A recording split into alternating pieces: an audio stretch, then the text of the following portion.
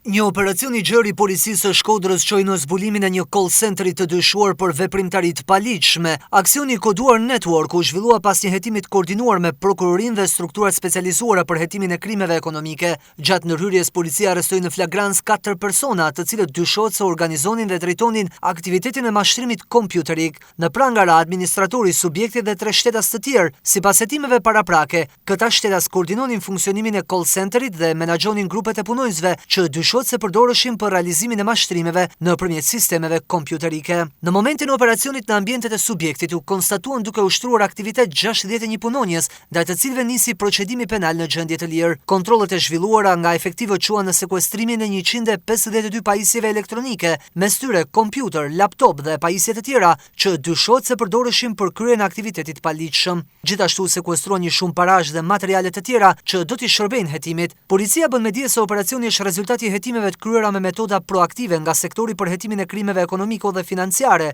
në drejtorinë e Shkodrës në bashkëpunim me homologët e drejtorisë përgjithshme të policisë së shtetit.